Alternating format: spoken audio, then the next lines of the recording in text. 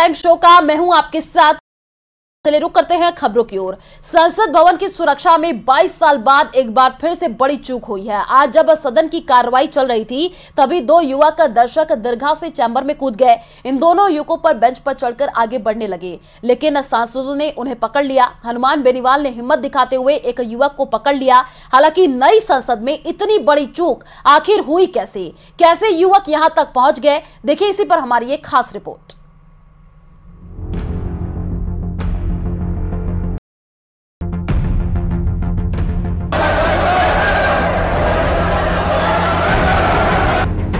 ये देश की नई संसद है, बिल्कुल सुरक्षित।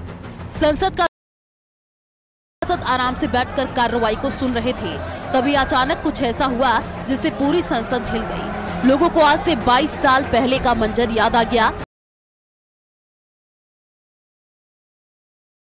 संसद में अब क्या हुआ है, आप इस तस्वीर को ध्यान से देखिए, जिसमें दो युवक विजिटर्स गैलरी से अचानक नीचे कूद गए। सदन की बेंच पर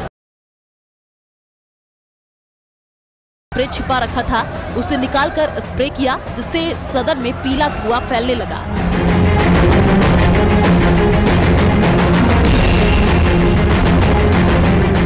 लेकिन सदन में मौजूद सांसदों ने भी हिम्मत दिखाई। वो घबराए नहीं बल्कि युवकों को पकड़ लिया।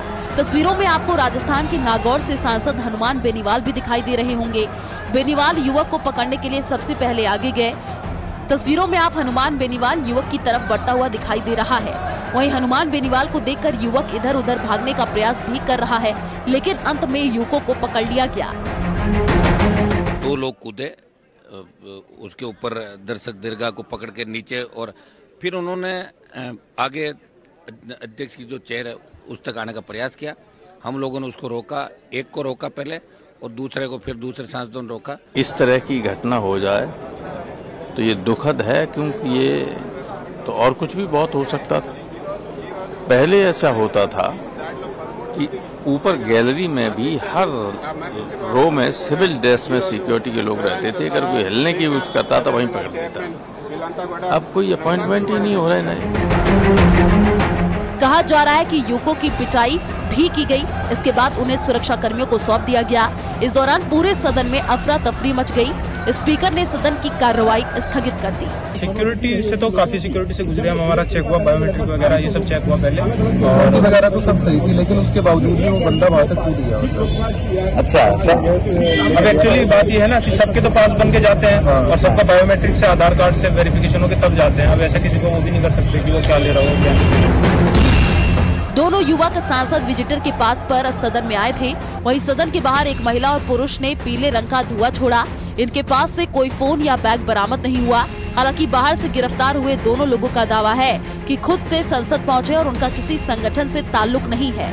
दो युवक अंदर तो दो लोग बाहर थे। वहीं बाहर से पकड़ी गई महिला ने नारेबाजी भी की।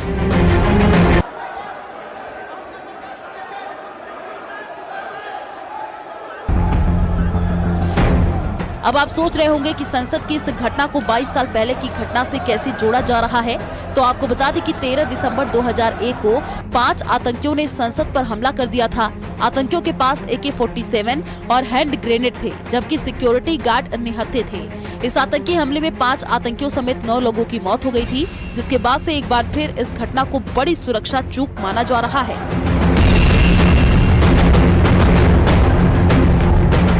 Bureau report, news 18 Rajasthan.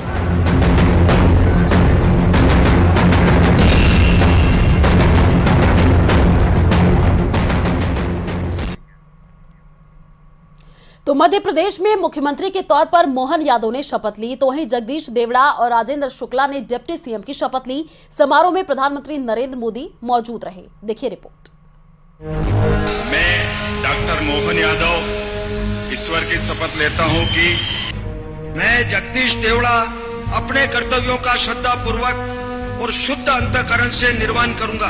मैं राजेंद्र शुक्ला ईश्वर की शपथ लेता हूं कि मध्य प्रदेश में अब मोहन राज आ गया है। मोहन यादव को राज्यपाल ने सीएम पद की शपथ दिलाई।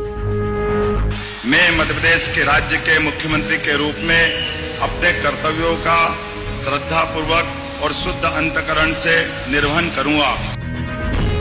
पीएम मोदी, अमित शाह समेत बीजेपी के बड़े नेता शपथ के साक्षी बने। मोहन यादव के साथ जगदीश देवड़ा ने डिप्टी सीएम पद की शपथ ली। मैं जगदीश देवड़ा, मैं मध्य प्रदेश राज्य के उप मुख्यमंत्री के रूप में अपने कर्तव्यों का श्रद्धा पूर्वक और शुद्ध अंतःकरण से निर्वहन करूंगा। रीवा से विधायक राजेंद्र शुक्ला ने भी प्रदेश के उप मुख्यमंत्री के तौर पर शपथ ली। मैं राजेंद्र शुक्ला ईश्वर की शपथ लेता हूं कि मैं विधि द्वारा स्थापित भारत के संविधान के प्रति सच्ची श्रद्धा और निष्ठा रखूंगा। इस बार प्रदेश में 2 डिप्टी सीएम बनाए गए हैं। भोपाल के मोतीलाल नेहरू स्टेडियम में शपथ ग्रहण समारोह हुआ। उज्जैन दक्षिण से विधायक मोहन यादव सूबे के 19वें मुख्यमंत्री बने हैं। इससे पहले मोहन यादव प्रदेश के उच्च शिक्षा मंत्री थे। प्रदेश के डिप्टी सीएम जगदीश देवड़ा पिछली सरकार में वित्त मंत्री थे, तो वहीं डिप्टी सीएम राजेंद्र शुक्ला चुनाव से ठीक पहले मंत्री बनाए गए थे। कयास लगाए जा रहे थे कि मुख्यमंत्री डिप्टी सीएम के साथ कई मंत्री भी शपथ लेंगे, लेकिन अभी किसी और विधायक ने मंत्री पद की शपथ नहीं ली। कहा जा रहा है कि मंत्रिमंडल गठन को लेकर मंथन किया जाएगा। जातिगत समीकरण को साधते हुए मंत्रिमंडल गठन की संभावना है। Bureau report, news 18। तो मध्य प्रदेश में आज दिग्गजों का जमावड़ा रहा। मौका था मोहन यादव के शपथ ग्रहण समारोह का। पीएम मोदी, अमित शाह, जेपी नड्डा समेत देश भर के बड़े नेता राजधानी भोपाल पहुंचे। भोपाल का मोतीलाल नेहरू स्टेडियम मोदी मोदी के नारों से गूंज गया। देखिए रिपोर्ट।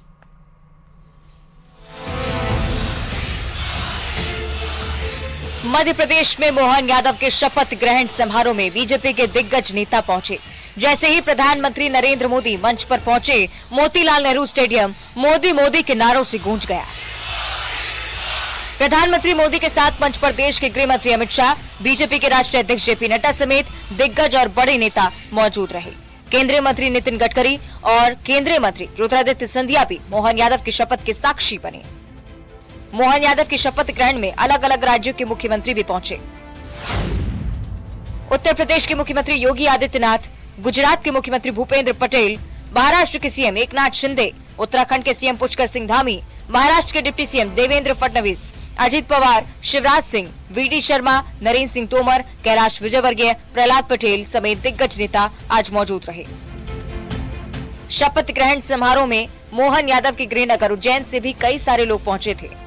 2024 के लिए मोदी के महारथियों की सेना तैयार हो रही है। महाशपथ से 24 का विजय पथ तैयार होगा, जो फिर से बीजेपी के लिए सत्ता का रास्ता साफ करेगा। Bureau report, news 18। तो छत्तीसगढ़ के इतिहास में आज एक नया अध्याय जुड़ गया है। प्रदेश में अब विष्णु राज आ गया है। प्रधानमंत्री नरेंद्र मोदी समेत दिग्गज नेताओं की मौजूदगी में विष्णुदेव साय ने मुख्यमंत्री पद की शपथ ली। इस दौरान प्रदेश और देश के बड़े और दिग्गज नेता भी मौजूद रहे। देखिए रिपोर्ट। पीएम मोदी समेत दिग्गज नेताओं की मौजूदगी में विष्णुदेव साय ने प्रदेश के मुख्यमंत्री पद की शपथ ली।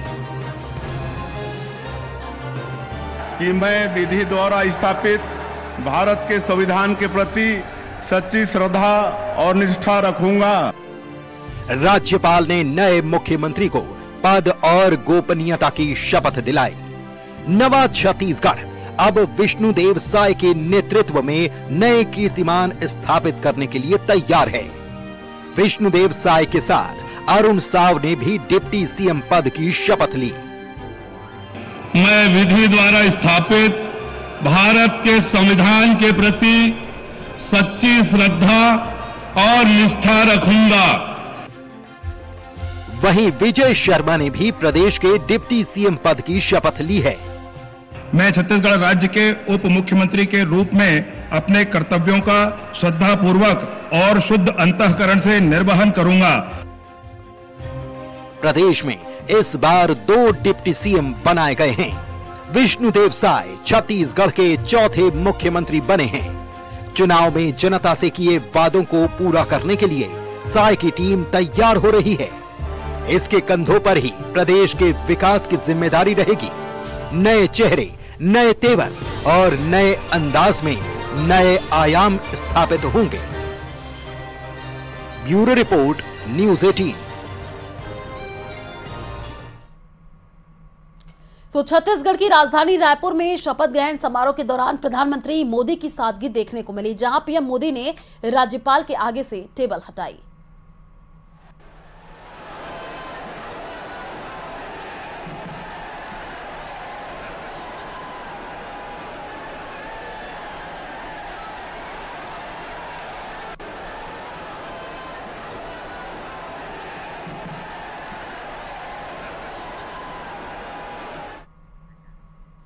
तो राजस्थान चुनाव से पहले पार्टी ने एक नया प्रयोग भी किया, जिसके तहत 7 सांसदों को विधायक का चुनाव लड़ाया गया, लेकिन 3 सांसद चुनाव हार गए। पार्टी आलाकमान के इस फैसले के पीछे भी राजनीति के जानकार उनकी दूरगामी सोच का असर मानते हैं।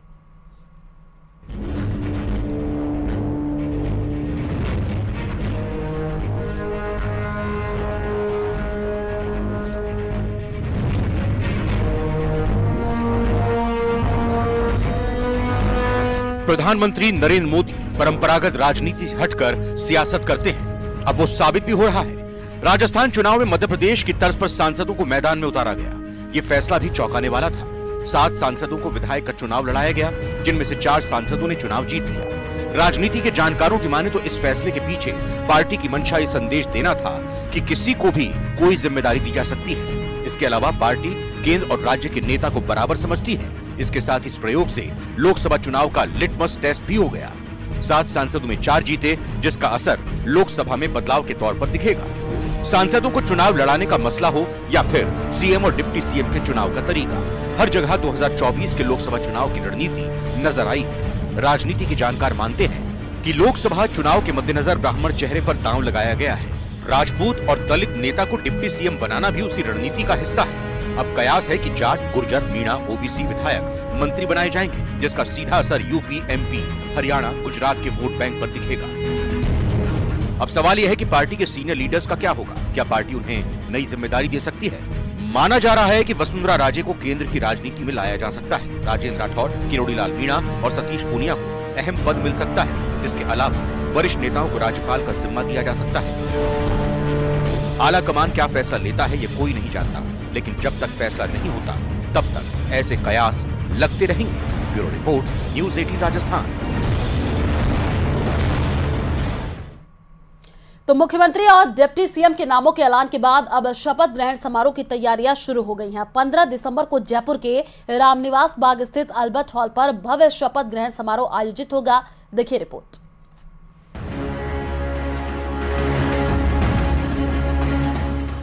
मनोनीत मुख्यमंत्री भजनलाल शर्मा 15 दिसंबर को राजस्थान के 14वें मुख्यमंत्री के रूप में शपथ लेंगे। शपथ ग्रहण की तारीख के बाद जगह और समय पर भी मोहर लग गई है। 15 दिसंबर को रामनिवास बाग में सुबह 11:15 बजे शपथ दिलाई जाएगी। बीजेपी ने समारोह को भव्य बनाने के लिए तैयारियां शुरू कर दी हैं। बुधवार को बीजेपी प्रदेश अध्यक्ष सीपी जोशी ने समारोह स्थल का जायजा लेने के साथ ही पार्टी कार्यालय में तैयारियों को लेकर बैठक की। समारोह में पीएम मोदी, गृह मंत्री अमित शाह, बीजेपी राष्ट्रीय अध्यक्ष जेपी नड्डा, कई केंद्रीय मंत्री, दूसरे राज्यों के मुख्यमंत्री और वरिष्ठ नेता शामिल होंगे। बीजेपी तमाम नेताओं को निमंत्रण पत्र भेज रही है। इसके अलावा प्रदेश भर से बीजेपी कार्यकर्ता और नेता भी समारोह में शामिल होंगे। माननीय भजनलाल शर्मा जी, उप मुख्यमंत्री माननीय दिया जी, माननीय प्रेमचंद बैरवा जी, इनकी शपथ ग्रहण भव्य समारोह में पूरे प्रदेश भर से जनप्रतिनिधि, सभी जनता जनार्दन कार्यकर्ता उसमें भाग लेंगे। और हम इस कार्यक्रम में हमारे यशस्वी प्रधानमंत्री आदरणीय नरेंद्र मोदी जी, हमारे पार्टी के राष्ट्रीय अध्यक्ष जी आदरणीय जेपी नड्डा साहब, हमारे गृह मंत्री आदरणीय अमित शाह जी, रक्षा मंत्री माननीय राजनाथ सिंह जी और पार्टी के सभी वरिष्ठ नेताओं को और अन्य प्रदेशों के माननीय मुख्यमंत्रियों को इस कार्यक्रम में आने का सबको हम लोग निमंत्रण भेजेंगे। एक भव्य समारोह होगा, रामनिवास बाग में कार्यक्रम होगा और उसकी तैयारियां चल रही है। माननीय प्रधानमंत्री जी आ रहे हैं। हमारी जितने भी देश भर के अंदर भारतीय जनता पार्टी और हमारे सहयोगी संगठनों के जो मुख्यमंत्री है उनको आमंत्रण दे रहे हैं। केंद्रीय मंत्रिमंडल के सभी केंद्रीय मिनिस्टर हैं जिन्होंने यहाँ पर प्रवास करे हैं, उनको आमंत्रण दे रहे हैं। हमारे भाजपा के राष्ट्रीय पदाधिकारी उनको आमंत्रण दे रहे हैं। सहयोगी संगठनों के सभी पदाधिकारी उनको आमंत्रण दे रहे हैं। इस प्रकार से मैं समझता हूँ कि सारे वो लोग जिन्होंने राजस्थान के अंदर भारतीय जनता पार्टी की सरकार बनाने में मदद की है, वो सभी हमारे अतिथि होंगे। माना जा रहा है कि सीएम, डिप्टी सीएम के अलावा 1 दर्जन से ज्यादा विधायक मंत्री पद की शपथ लेंगे। अंदर खाने चर्चा है कि पार्टी ने मंत्रिमंडल की तलाश शुरू कर दी है। इस मंत्रिमंडल में सोशल इंजीनियरिंग, क्षेत्रीय संतुलन, अनुभव, युवा और महिला वर्ग को साधने की पूरी कोशिश की जाएगी। मंत्रिमंडल में शामिल होने वाले कई विधायकों के नाम चर्चाओं में हैं। पुष्पेंद्र सिंह राणावत, विधायक बाली, जोगेश्वर गर्ग, विधायक जालोर, किरोड़ीलाल मीणा, विधायक सवाई माधोपुर, मदन दिलावर, विधायक रामगंज मंडी, संदीप शर्मा, विधायक कोटा दक्षिण, डॉक्टर विश्वनाथ मेघवाल, विधायक खाजूवाला, गुरवीर सिंह, विधायक सादुल शहर, गुलदीप धनखड़, विधायक विराटनगर, दीप्ति किरण माहेश्वरी, विधायक राजसमंद, ओटाराम देवासी, विधायक सिरोही, बाबू सिंह राठौर, विधायक शेरगढ़,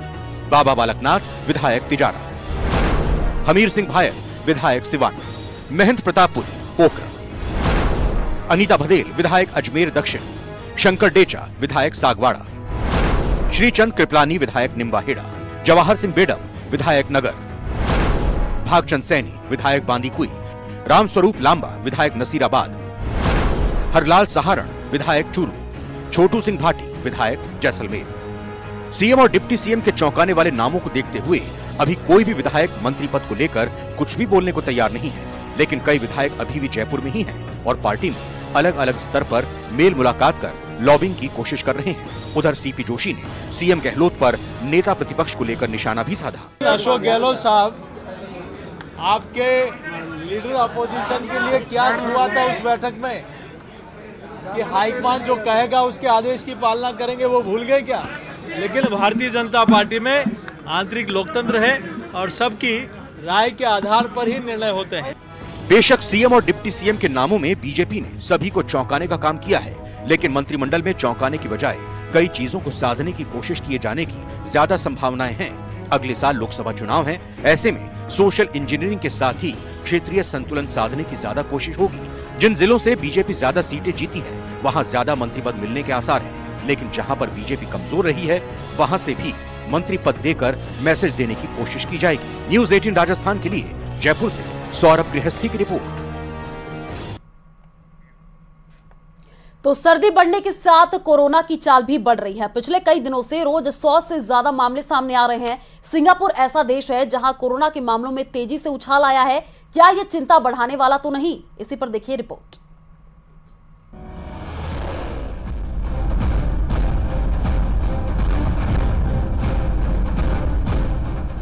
जैसे जैसे ठंड अपना असर दिखा रही है, वैसे वैसे कोरोना की चाल भी धीरे धीरे बढ़ती चली जा रही है। स्वास्थ्य मंत्रालय के मुताबिक इस वक्त कोरोना के एक्टिव केस 1091 तक पहुंच गए हैं। कोरोना के रोज 100 से ज्यादा नए मामले सामने आ रहे हैं। 2 दिन पहले 166 केस सामने आए थे। इनमें केरल में सबसे ज्यादा थे। एक्सपर्ट्स के मुताबिक सर्दी के मौसम में इन्फ्लुएंजा के मामलों के बढ़ने के साथ लोगों में खांसी, जुकाम और निमोनिया जैसी बीमारियां बढ़ जाती हैं। इनसे बचने के लिए लोगों को लापरवाही से बचना होगा। पिछले कुछ महीनों से कोरोना के मामलों की बात करें, वैश्विक स्तर पर बात करें तो लगातार जो है वो कमी देखी जा रही थी, लेकिन जिस तरीके से ठंड ने दस्तक दी है, वैसे ही कोरोना की एक बार फिर से दस्तक हो गई है। वैश्विक स्तर पर भी लगातार मामले बढ़ रहे हैं। सिंगापुर में हाल बहुत ज्यादा खराब है, वहां लगातार मामले सामने आ रहे हैं, जिसको लेकर स्वास्थ्य मंत्रालय पूरी तरीके से अलर्ट पर है और लोगों से ये भी कहा गया है कि वो ज्यादा से ज्यादा सावधानी रखें। ऐसे में लोगों को घबराने की जरूरत नहीं है, क्योंकि इस दौरान जो ये ठंड आती है, ऐसे में रेस्पिरेटरी इन्फेक्शंस जो हैं वो पनपते हैं और लगातार ऐसे में मामले जो हैं वो बढ़ने लगते हैं। ऐसे में लोग जो है वो पूरी तरीके से एहतियात रखें। पूरी दुनिया की बात करें तो पिछले कुछ समय से कोरोना के मामले काबू में थे, लेकिन सिंगापुर में कोरोना ने एक बार फिर पैर पसार लिया है। सिंगापुर में बढ़ रहे केसों से दुनिया में थोड़ी चिंता जरूर बढ़ी है। यहाँ के अस्पतालों में भीड़ बढ़ने से दबाव भी पड़ रहा है। सिंगापुर में सांस से संबंधित रोज करीब 3000 नए मामले सामने आ रहे हैं। दुनिया के अलग अलग देशों में कोरोना से निपटने के लिए अलग अलग टीके इस्तेमाल भी किए जा रहे हैं। इन सबके बीच ओमिक्रॉन और XBB 1.5 वर्जन से लड़ने के लिए कॉर्बेवैक्स को इस्तेमाल में लाया जा रहा है। भारत में भी करीब 1.5 करोड़ लोगों को इसके डोज दिए गए हैं, लेकिन अब इसका उत्पादन भारत में भी होगा। इसके लिए केंद्र सरकार की विशेषज्ञ कार्य समिति ने रिसर्च की अनुमति देने की सिफारिश की है। कोरोना वायरस के XBB 1.5 उप स्वरूप के खिलाफ देश के अलग अलग अस्पतालों में तीसरे चरण के क्लिनिक परीक्षण किए गए। कोरोना वायरस के XBB 1.5 उप स्वरूप के खिलाफ देश के अलग अलग अस्पतालों में तीसरे चरण के क्लिनिकल परीक्षण किए जाएंगे। इसके आधार पर नया टीका तैयार होगा। राहत की बात यह है कि जो ओमिक्रॉन का स्वरूप है उसके लिए जो है वैक्सीन बनाई जा रही है। अभी 22 टीके मौजूद हैं, लेकिन एक नई वैक्सीन पर विचार हो रहा है। तो वैक्सीनेशन जिस तरीके से वाइड हुई है उससे खतरा तो कम हुआ है, लेकिन लोगों को अभी भी एहतियात रखने की जरूरत है। स्वास्थ्य मंत्रालय के मुताबिक भारत के पास कोरोना वायरस के खिलाफ 22 टीके हैं। इनमें कोवैक्सीन और कोविशील्ड 2 ऐसे टीके हैं जिन्हें बाजार में बिक्री के लिए उपलब्ध कराने की अनुमति दी गई है। चिंता इस बात से बढ़ी है क्योंकि पड़ोसी चीन में अलग तरह का निमोनिया पाया गया है जो ज्यादातर बच्चों को जकड़ रहा है। चीन की इस रहस्यमयी बीमारी के लक्षण बिना खांसी के तेज बुखार, फेफड़ों में सूजन, छाती में दर्द, सांस लेने में परेशानी शामिल है। देश में कोरोना का टीकाकरण बड़े पैमाने पर हुआ है। 220 करोड़ से ज्यादा खुराक दी जा चुकी है, लेकिन सभी को सावधान रहने की नसीहत दी गई है। सरकार कोरोना की चाल पर नजर बनाए हुए है। न्यूज़ 18 के लिए दिल्ली से फराह खान की रिपोर्ट। तो उत्तराखंड के पर्वतीय क्षेत्रों में बर्फबारी का दौर जारी है। मंगलवार को प्रदेश के कई जिलों में बर्फबारी हुई और बर्फबारी से चमोली में मौसम बदलने के साथ ही ऊंचाई वाले इलाकों में चारों ओर बर्फ की चादर बिछ गई है। चमोली में बद्रीनाथ धाम, हेमकुंड साहिब, फूलों की घाटी, विश्व प्रसिद्ध पर्यटक स्थल औली और चोपता में बर्फबारी के बाद कड़ाके की ठंड महसूस तो हो ही रही है, लेकिन बर्फबारी के बाद नजारे भी काफी सुंदर हो गए हैं। मौसम विभाग ने ऊंचाई वाले इलाकों में बर्फबारी का अलर्ट जारी किया है। देखिए रिपोर्ट।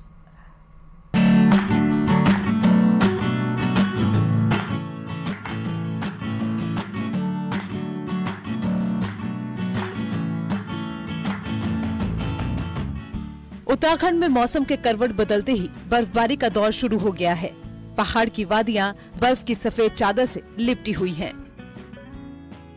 चमोली के ओली में जमकर बर्फबारी हुई, जिसके बाद ओली के नजारे और सुंदर हो गए हैं।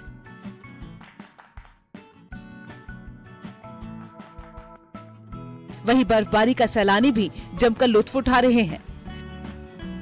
ओली में चारों तरफ बर्फ ही बर्फ दिखाई दे रही है। काफी अच्छा और खुशी का माहौल है यहाँ पर। सभी व्यापारी जो यहाँ पे पर्यटन से जुड़े हुए लोग हैं, उन्होंने काफी तैयारियां की थी क्रिसमस को और न्यू ईयर को लेके। तो यहाँ आज बहुत ही खुशी का माहौल है। जो ये मौसम परिवर्तित हुआ और तेज बर्फबारी हो रही है, हम यहाँ से सभी का आग्रह करते हैं कि सभी पर्यटन आए। बद्रीनाथ धाम में भी बर्फबारी हुई है और पूरी बद्रीपुरी में चारों तरफ बर्फ की चादर बिछी हुई है। वहीं बद्रीनाथ धाम में चल रहे मास्टर प्लान के कार्य भी बाधित हो गए हैं। इस बार प्रशासन का टारगेट था कि बर्फबारी से पहले ही बद्रीनाथ धाम में मास्टर प्लान के कार्यों को लगभग पूरा कर दिया जाएगा, लेकिन मौसम ने साथ नहीं दिया और एक बार फिर से बद्रीनाथ धाम में बर्फबारी से मास्टर प्लान के सभी काम प्रभावित हो गए हैं।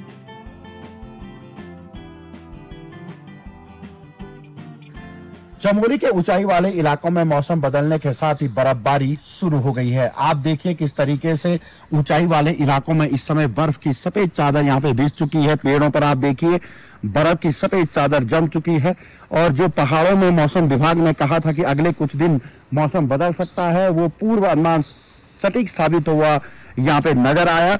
और अब जो कारोबारी हैं, जो पर्यटक हैं, जो औली आना चाहते हैं, उनके लिए कहीं ना कहीं ये एक अच्छी खबर है कि क्रिसमस और न्यू ईयर से पहले एक बार फिर से पहाड़ों में मौसम बदल गया है और बर्फबारी शुरू हो गई है। सुबह शाम के तापमान में भी भारी गिरावट दर्ज की जा रही है। रुद्रप्रयाग के चोपता में भारी बर्फबारी हुई है। चोपता को वैसे भी भारत का स्विट्जरलैंड कहा जाता है और यहाँ सर्दियों में खूब टूरिस्ट आते हैं। अब यहाँ हुई बर्फबारी के बाद नजारे काफी खूबसूरत लग रहे हैं और टूरिस्टों की आमद बढ़ने की उम्मीद है। बर्फबारी के बाद फसलों को भी खासा फायदा होगा। उत्तरकाशी के हर्षिल में भी स्नोफॉल हुआ है और पूरी घाटी दूध सी सफेद हो गई है। इसके साथ ही यमुना घाटी के साथ ही गंगा घाटी में भी जमकर बर्फबारी हुई है। गंगोत्री धाम में भी भारी बर्फ गिरी है और रुक रुक कर बर्फ गिरने का सिलसिला जारी है।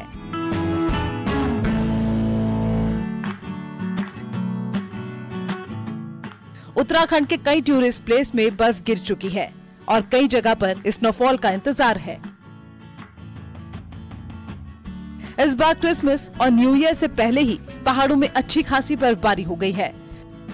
क्रिसमस और न्यू ईयर मनाने वाले सैलानियों के लिए ये अच्छी सौगात है। Bureau report, news 18। तो भजनलाल शर्मा को सूबे की कमान सौंपकर बीजेपी ने एक बार फिर सबको चौंका दिया है। पहली बार विधायकी का चुनाव जीतकर सदन पहुंचे भजनलाल को सीएम बनाकर न सिर्फ आम कार्यकर्ताओं बल्कि प्रदेश के ब्राह्मण समाज का भी दिल जीत लिया है। देखिए रिपोर्ट।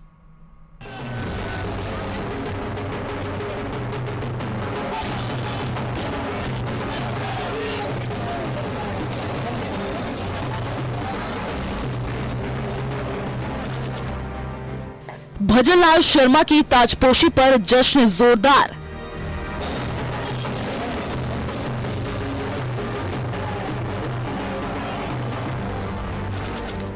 ब्राह्मण समाज ने बीजेपी आलाकमान का जताया आभार।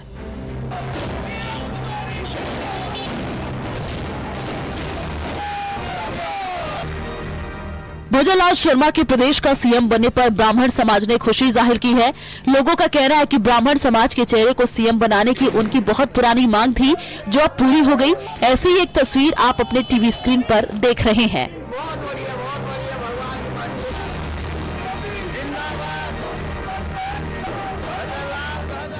झुंझुनू में भावी मुख्यमंत्री के समर्थन में नारे लगाने के अलावा ब्राह्मण समाज ने आतिशबाजी करके और मिठाई खिला करके एक दूसरे को बधाई दी।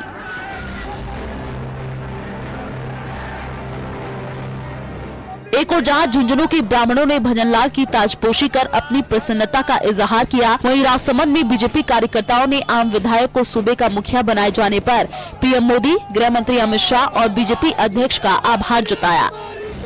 देश के प्रधानमंत्री नरेंद्र मोदी जी ने जो फैसला लिया है तीनों राज्यों में, वो आश्चर्यजनक फैसला लिया है। एक आम कार्यकर्ता को मुख्यमंत्री बनाया है। पदे के बाद में जो कार्यकर्ता मुख्यमंत्री बने हैं वो जमीन से जुड़े हुए देश के राज्य के लिए अच्छे से अच्छा काम करके विकास की बात करेंगे। राजस्थान के लिए बहुत बड़ा दिन है। आज हमारा एक साधारण कार्यकर्ता भजनलाल शर्मा के रूप में राजस्थान का मुख्यमंत्री बनने जा रहा है। इससे बड़ी हमारे लिए कोई खुशी की बात नहीं हो सकती है। हमारी दिया कुमारी जी और हमारे प्रेमचंद जी मुख्यमंत्री बनने जा रहे हैं। इसके लिए हम सब पूरे नाथद्वारा संगठन की ओर से, पूरी विधानसभा नाथद्वारा की ओर से उनको बहुत बहुत बधाई, खूब खूब शुभकामनाएं देते हैं। मध्य प्रदेश का सीएम एक यादव को बनाकर समाजवादी पार्टी और आरजेडी का ब्लड प्रेशर बढ़ाने वाली बीजेपी ने भजनलाल शर्मा को राजस्थान का सीएम बना करके कांग्रेस को चिंता में डाल दिया है। दरअसल आजादी के बाद से ही कांग्रेस देश में ब्राह्मण, दलित और मुसलमानों के नाम पर राज करती रही। हालत ये हो गई कि ब्राह्मण देश की राजनीति में हाशिए पर पहुंच गए थे।